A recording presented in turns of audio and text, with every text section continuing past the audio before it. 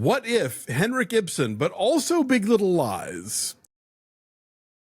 Hedda is the new take on the classic Ibsen play from writer-director Nia DaCosta, setting it in the 1950s in a world of lush decadence and a bit of a whodunit. Yeah.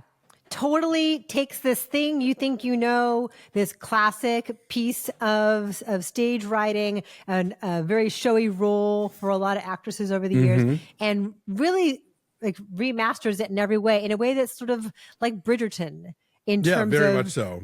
In terms of being queer, in terms of being, you know, multiracial in a way that obviously the source material was not.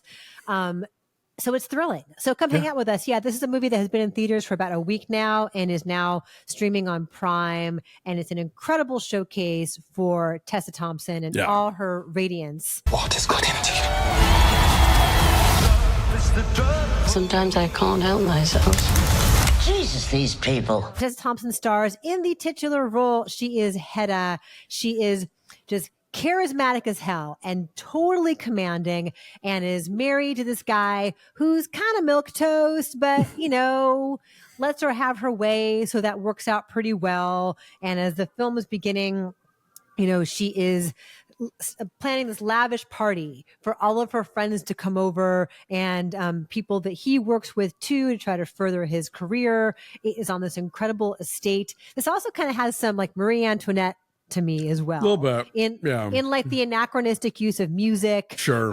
In the, you know, the social mores. Like it has this very sort of, it looks like a very stuffy setting, the trappings of, you know, societal grace and all that, but people behave in horrible ways, and that's very exciting.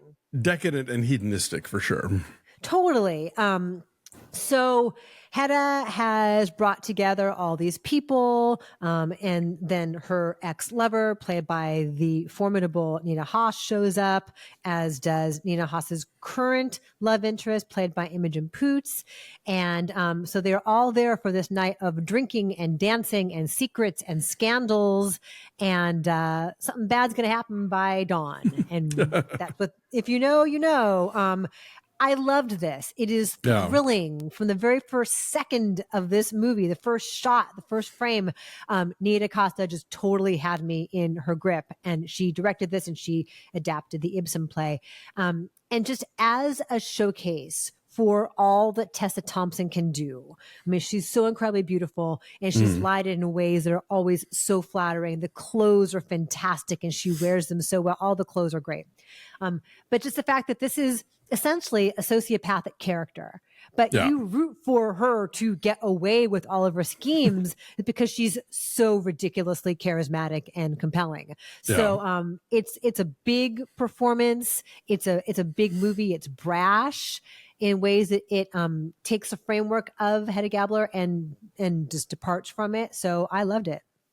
Yeah, I think that, you know, when you're taking a piece of classical theater and updating it in any way and being, you know, throwing a lot of style at it, you know, it can be something like this, which is really bold and exciting, or it can just be too much and the material doesn't really quite mesh with it. But every updating they've made has been really smart, including turning the Lovborg character into a woman, now being played by Nina Hoss, who has this past with Hedda and is now the rival of Hedda's husband for this academic position that they both want.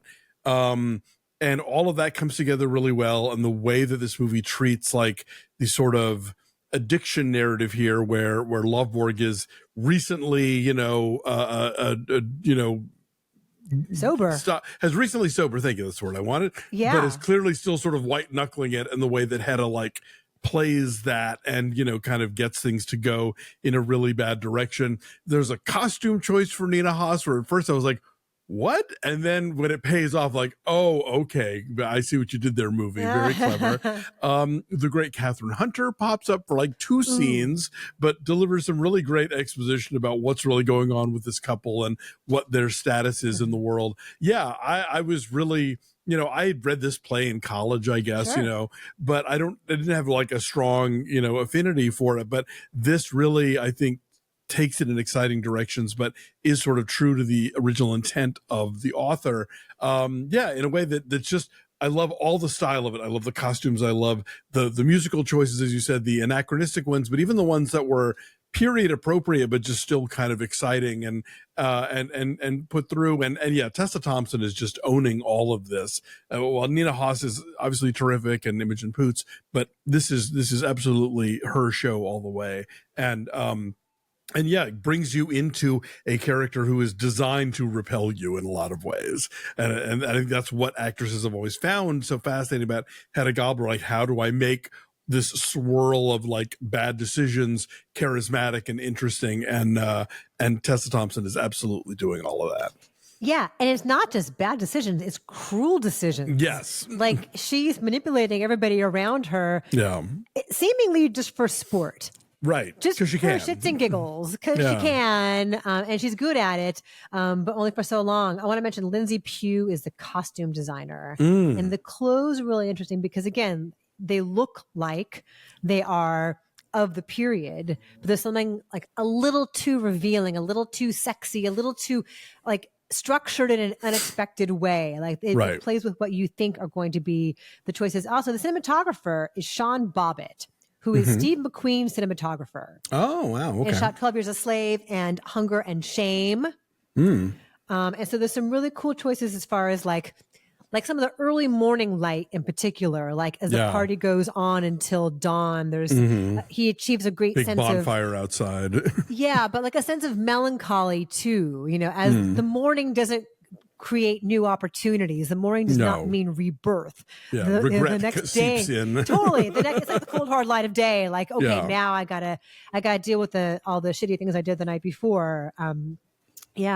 I wish Imogen Poots had more to do. She's sort of like stick in the mud, you know. But I guess someone's got to be a grounding force in a story where there are these big personalities. Yeah, but I think she gets some moments at the end that really kind of pay off, and also like just in the pantheon of like One Crazy Night movies, like this has a real energy to it, and you know there is literally a Coke moment, and so there are times where the movie has that same kind of frenzy, like you know that of all the stuff that's all packed into this one party and this one evening that's going to change everybody's lives, you know? Yeah. And they use the space really interestingly because it's this giant estate. But even in like, you'll see someone like silhouetted through kind of like smoked glass in a way that is like thematically significant, but also just a really cool shot and just like creates some emotion there. So many great choices with like the cars and just like it's a hip and stylish re-envisioning. Yeah, and especially after Nia DaCosta got really, I think, done dirty by Disney on the Marvels, like a project she literally just walked away from when they like took out all this stuff and made all these changes. It was exciting to see her very much in her element. Like you could just tell that like she and Tessa Thompson were on a wavelength here and they were making the movie they wanted to make out of this. And it feels like a real triumph for her. Yeah. And next we get to see the 28 years later sequel from her. Yes, indeed. That's in January. Yeah. That'll be cool. So I'm going to say like an 8.7.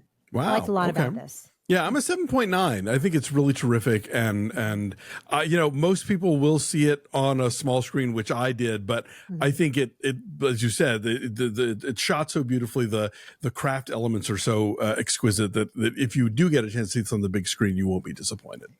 Yes, Hedda is streaming. Go check it out.